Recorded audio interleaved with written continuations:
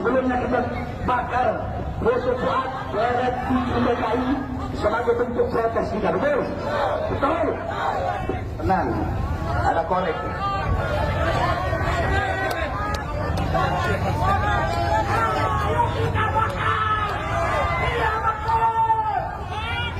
Bakar doa cucu PKI, bakar doa cucu PKI sekarang juga.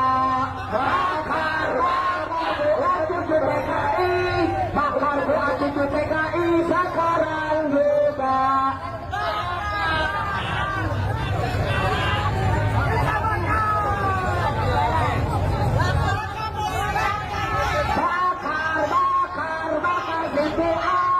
Bakar Fuad sekarang juga.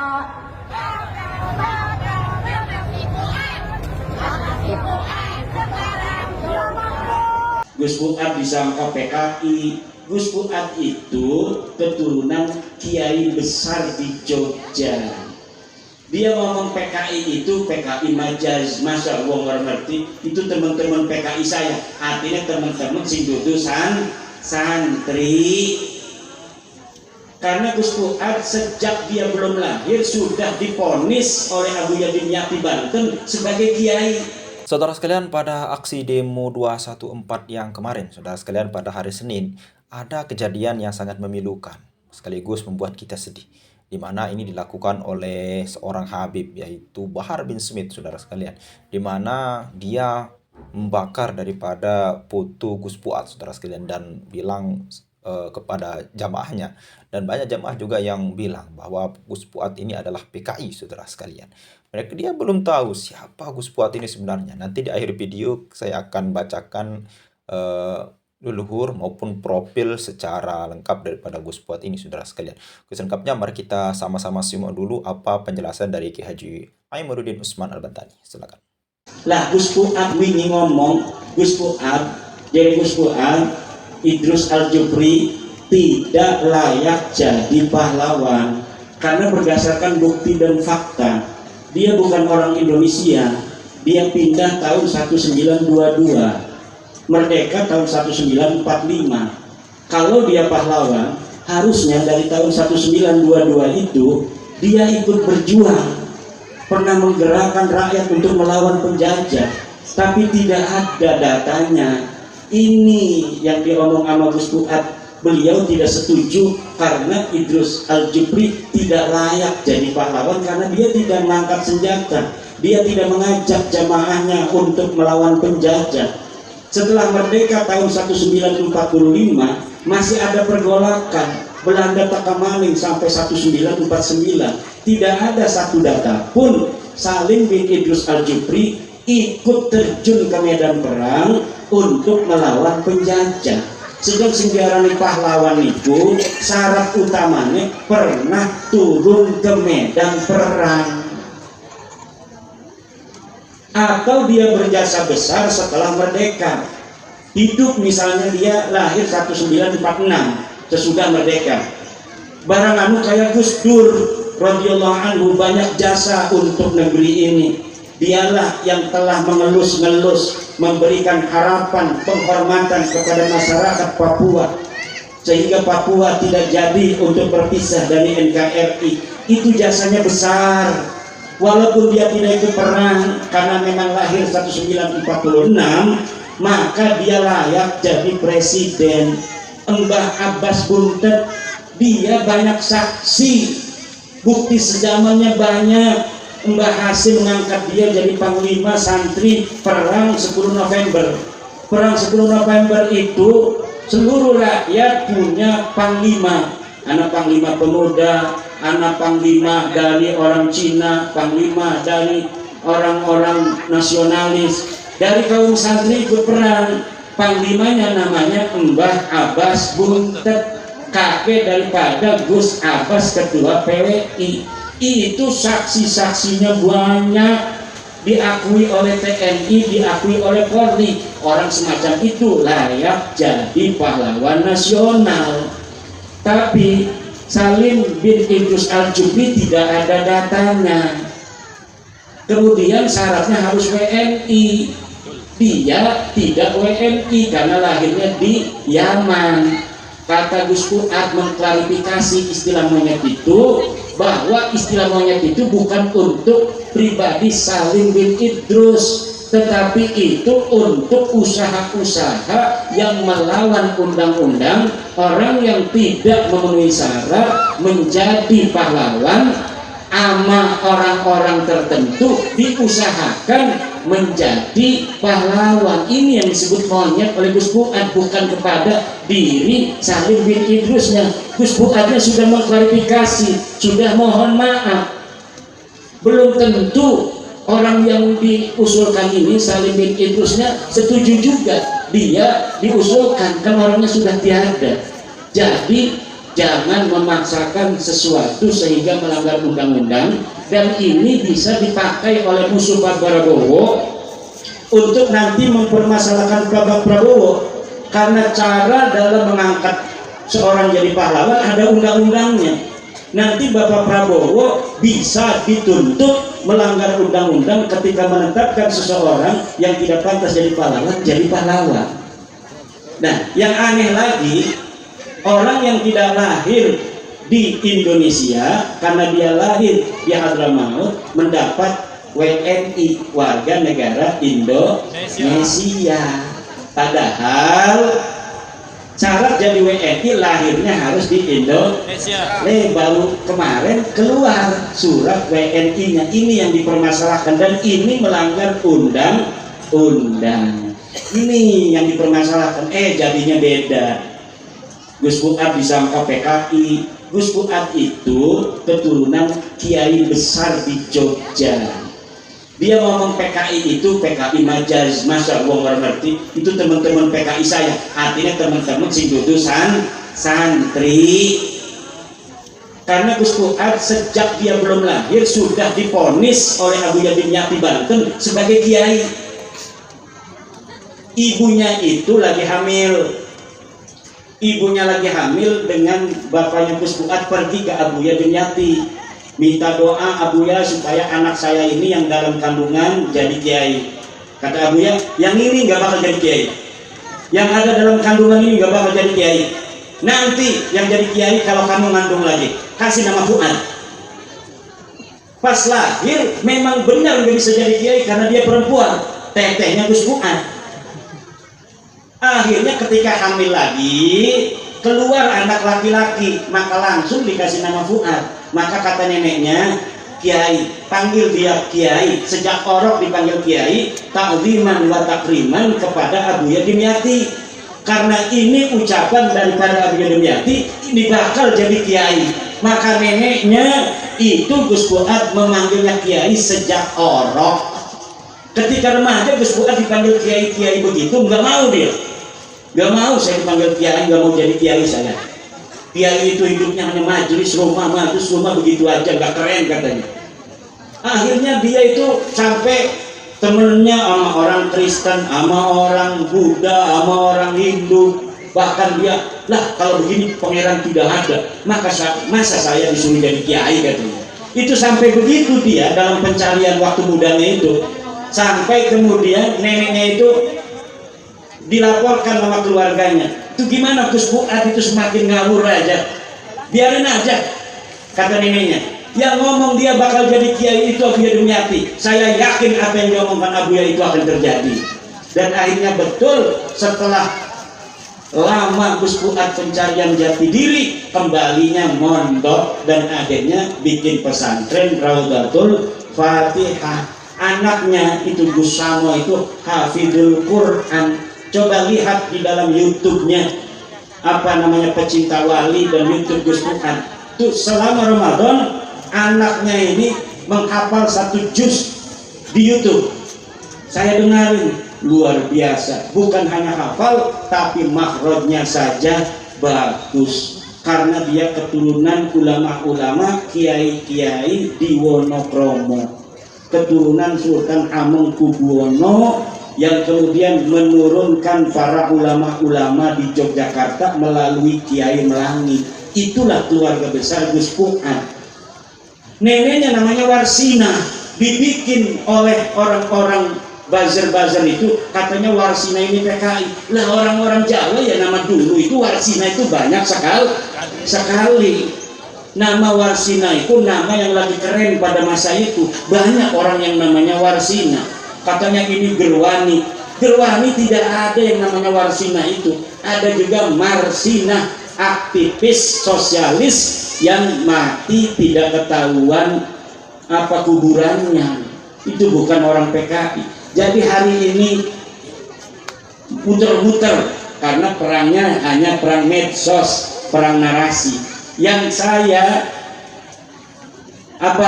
berikan kepada PKI, tetap jaga kondusivitas para laskar. Harus koordinasi dengan tentara dan koordinasi dengan polisi. Kita bersinergi menjaga keamanan dan ketertiban negara dan bangsa Indonesia. Provokasi Rizik Syihab itu ngajak perang akan dilaporkan, dan aku perintahkan sebagai wakil ketua PWI LS Pusat agar seluruh pengurus daerah melaporkan provokasi itu agar ditangani secara hukum yang berlaku di Indonesia. Senin mulai laporkan. Kita tidak pakai kekerasan, tapi kita negara hukum, Panglima Negara Indonesia adalah hukum, maka kita laporkan ke polisi, biar polisi yang kemudian menangani dan menangkap orang yang telah memprovokasi masyarakat untuk melakukan tindakan kekerasan. Oke saudara sekalian, itu ya tadi penjelasan secara singkat dari Kiai Haji Amiruddin Utsman Al-Bantani. Bahwasanya Gus Fuad tidak ada niatan ya, dari kesimpulan apa yang disampaikan oleh beliau itu untuk menghina daripada guru tua atau Idrus bin Salim Al-Jufri. Dan jadi sesuai dengan apa yang saya utarakan di awal video tadi saudara sekalian, saya akan membacakan profil singkat daripada Gus Fuad ya, baik itu dari leluhur beliau. Dan ternyata beliau juga, nanti kita akan sama-sama mengetahui beliau keturunan daripada Sultan Hamengkubuwono yang pertama kalau tidak salah saudara sekalian. Oke, mari kita sama-sama baca sedikit ya saudara sekalian. Baik, ini dia. Kiai Haji Muhammad Fuad Riyadi atau dikenal dengan Gus Fuad Pleret adalah seorang kiai dari Wonokromo, sebuah kampung yang terkenal sebagai salah satu kampungnya para santri dan kiai di Jogja. Beliau lahir di Wonokromo tahun 1970 dari pasangan Haji Ahmad Abdul Bakdi dan Ning Hajah Siti Muyasoroh, putri Kiai Sangidu Wonokromo. Dari jalur sang ayah, Gus Fuad adalah keturunan Wali Kutub Kiai Abdul Rauf ya Wonokromo. Nah, di atas hingga Sunan Ampel. Nah, berarti beliau keturunan Sunan Ampel ya. Sedangkan dari jalur ibundanya, beliau adalah cucu Kiai Sangidu dan Nyai Wasniah, putri Kiai Khalil Wonokromo. Kiai Sangidu, kakek beliau ini berasal dari kampung Melangi ya, keturunan Kiai Nur Imam Melangi, saudara dari Pangeran Mangkubumi yang bergelar Sri Sultan Hamengkubuwono yang pertama, saudara sekalian. Betul ya. Lalu kemudian Gus Fuad sejak kecil dididik sang ayah untuk berprihatin dan bekerja keras menuntut ilmu dengan mengaji kepada para kiai di kampung Wonokromo. Waktu subuh, ba'da asar, maghrib hingga hampir tengah malam adalah jadwal mengaji harian Gus Fuad kecil, mulai dari mengaji Al-Quran, ilmu nahwu dan balaghah. Oke, kita lanjut. Lalu kemudian sampai daripada membaca kitab kuning, saudara sekalian. Nah, ini pendidikan Gus Fuad sejak kecil. Ada kisah menarik dari tahun-tahun menjelang kelahiran Gus Fuad. Saat itu ayahnya Haji Bakdi bersama istrinya Ning Muyasoroh menghadap Abuya Dimyati, Banten. Nah, ini yang diceritakan oleh Kiai Haji Amiruddin tadi ya saudara sekalian. Haji Bakdi dan istrinya belum tahu jika sang istri sedang hamil muda, anak pertama mereka. Singkatnya, Abuya Dimyati menebak bahwa Haji Bakdi bercita-cita mempunyai anak yang kelak menjadi kiai, sekaligus memberitahunya bahwa Ning Muyasoroh sedang mengandung anak pertamanya, perempuan. Oh, berarti ini perempuan ya. Kemudian akan lahir anak kedua Haji Bakdi laki-laki dan menjadi satu-satunya anak laki-laki Haji Bakdi. Anak itulah yang kelak menjadi seorang kiai. Beri nama anak laki-lakimu itu Puat. Besok biar Muhid, Kiai Abdul Muhid Jajaran yang mengajarinya. Saya yang berikan stempel kekiaiannya Puat kelak. Pesan Abuya Dimyati kepada Haji Bakdi. Oleh sebab itu, sejak kecil Gus Puat sudah dipanggil kiai oleh para kiai di Wonokromo karena pesan Abuya Dimyati itu. Kembali ke masa kecil Gus Puat, beliau berguru Al-Quran kepada siapa? Beliau berguru Al-Quran kepada Kiai Abdul Basit Wonokromo, murid Kiai Abdul Qadir putra Kiai Munawir Krepyak ya. Beliau juga berguru ilmu nahu dan balaghah kepada Kiai Abdul Muthi ya, yang merupakan murid kakek Gus Puat sendiri. Kiai Sangidu yang terkenal alim kitab dan masternya ilmu nahu di Jogja. Khatam belajar segala macam ilmu agama. Gus Puat remaja yang harus berbagai macam ilmu menyibukkan dirinya untuk belajar. Di samping kitab kuning, beliau setiap saat membaca buku pengetahuan mulai dari filsafat hingga sastra. Puncaknya beliau berguru kepada Ragil Suwarno Pragolapati ya. Pragolapati. Agak kecil tulisannya. Gurunya para penyair dan sastra seperti M.H. Ainun Najib, lalu kemudian Ebit Giade, dan lain-lain. Sempat menjadi wartawan di beberapa surat kabar terkemuka setelah menikah. Gus Puat kemudian menjadi seorang guru PNS. Nah, sekarang ASN ya. Selama 14 tahun dari 1995 hingga 2009. Menuruti keinginan sang ibunda di sekitar tahun 1996, saudara sekalian, Gus Puat menemukan guru utamanya dalam ilmu agama. Dalam tradisi pesantren disebut Futuh atau Kiai Abdul Muhid Jajaran sesuai ramalan Abu Yamdaniati. Gus Puat juga berguru kepada Kiai Muhammad Bushra ya. Lalu kemudian menyempurnakan wawasan kitab kuningnya. Pada tahun 2000, Gus Puat seperti biasa pergi ke Banten menghadap Abuya Dimyati. Saat itu sang wali kutub Banten memberikan stempel kekiaiannya Gus Puat dengan tiba-tiba menyuruh Gus Puat mengurus pesantren. Pulang sana, urus pesantren dan santri-santrimu. Gus Puat sedikit kebingungan sebab di rumahnya tidak ada seorang santri pun. Benar saja, 9 orang kemudian datang, 9 anak muda kepada Gus Puat menyatakan diri sebagai santrinya. Tinggal sebagai santri, mungkin Gus Puat belajar ilmu agama karena memang belum ada gedung pesantren untuk tinggal para santri. Gus Puat mengontrak rumah tetangga di Wonokromo ya, salah tulis, untuk tinggal para santri mukimnya. Itulah cikal bakal pesantren Gus Puat Pleret yang berdiri hingga kini bernama Raudatul Fatihah dan sekarang bertempat di Pleret 3 km di timur Wonokromo. Sebagai seorang kiai, Gus Puat terkenal sebagai kiai yang nyentrik namun tegas dalam garis kebenaran dan kebenaran yang diyakini. Beliau dikenal ngantrik karena menggunakan seni sebagai salah satu jalan dakwahnya. Beliau terjun ke dunia seni rupa, menulis, akrab dengan para pelukis. Begitu pula di dunia musik, bahkan mengarang lebih dari 100 lagu, motivasi para pemusik untuk menjadi lebih sukses di dunia sastra. Tak perlu diragukan lagi karena latar belakang Gus Puat adalah seorang penyair sastrawan. Ataupun saat biografi ini ditulis, Gus Puat sedang lebih banyak menggunakan gamelan Jawa sebagai media dakwahnya seperti leluhurnya Wali Songo, saudara. Ya pantas ya saudara sekalian, Gus Puat biasa acara gamelannya luar biasa. Dalam rangka berdakwah pula, Gus Puat menjalin kerjasama dengan PT KAI ya pada tahun 2009 hingga 2013 untuk membina spiritual dan mental ribuan pegawai PT KAI. PT KAI. yang dalam periode tersebut secara bergantian dititipkan menginap di pondok beliau sehari 2 hari. Hasilnya pun langsung terlihat saat PTKI ditetapkan pemerintah sebagai BUMN terbaik saat itu, saudara sekalian.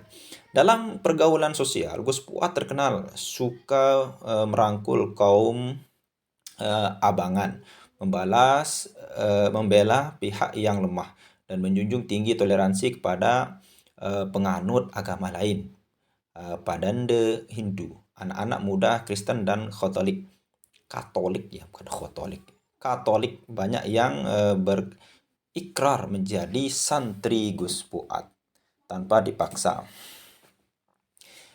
Dan dalam hal berbangsa dan bernegara, Gus Puat adalah nasionalis sejati dan seorang yang berpegang teguh pada Pancasila dan Bhinneka Tunggal Ika. Sebagai seorang kiai, beliau meyakini bahwa Pancasila adalah tafsir terbaik dari Islam itu sendiri dalam kehidupan sosial dan bernegara. Bahkan salah seorang sahabat beliau, seorang jenderal yang nasionalis, sangat kagum dengan kecintaan Gus Puat kepada Pancasila hingga menjuluki beliau sebagai sang radikal Pancasila. Sebagai bentuk pujian dan penghormatan, suatu hal yang tidak mengherankan mengingat kakek Gus Puat, Kiai Sangidu, adalah seorang pejuang kemerdekaan Republik Indonesia dari kalangan sipil. Pondok Kiai Sangidu di Wonokromo digunakan sebagai salah satu posko untuk menampung para tentara dan pejuang kemerdekaan saat itu. Bahkan Letnan Komarudin yang terkenal itu adalah santri Kiai Sangidu, kakek Gus Puat, saudara sekalian. Baik, saudara sekalian, kita lanjut. Kembali ke sosok Gus Puat, beliau dikenal pula sebagai seorang pemikir ulung, cerdas dan ahli dalam takwil seperti ciri khas kakeknya, Kiai Sangidu. Hingga kini murid-murid Gus Puat banyak bertebaran di berbagai daerah dengan berbagai provinsi. Namun memegang bekal ajaran beliau, apapun profesimu, sebaik-baik manusia adalah yang paling banyak memberikan manfaat kepada sesama makhluk Tuhan, saudara sekalian. Ya, mungkin hanya itu saja ya, profil singkat bagaimana Gus Puat, perjalanan beliau dari masih menjadi santri hingga menjadi kiai besar untuk sekarang ini di Pleret, saudara sekalian ya. Dan sekali lagi, Gus Puat di sini salah satu keturunan yang sangat luar biasa, yaitu Sri Sultan Hamengkubuwono yang pertama. Ada darah beliau di sana, saudara sekalian. Dan ini sudah menggambarkan kita, saudara sekalian, bahwasanya Gus Puat bukan, sekali lagi, PKI, bukan keturunan PKI. Adapun potongan video yang dipotong itu, saudara sekalian, bahwasanya itu PKI yang dimaksud oleh Gus Puat itu adalah sebuah majas ya, bukan PKI secara keturunan. Bahkan yang mengatakan Gus Puat PKI itu, saudara sekalian, itu adalah PKI keturunan yang memang asli keturunannya PKI dan saudara-saudaranya PKI dulu, saudara sekalian. Ya, mungkin hanya itu saja, semoga bermanfaat. Apabila di dalam pembacaan saya tadi itu banyak kesalahan atau kekeliruan, mohon dikoreksi di dalam kolom komentar ya, saudara sekalian. Sekian, assalamualaikum warahmatullahi wabarakatuh.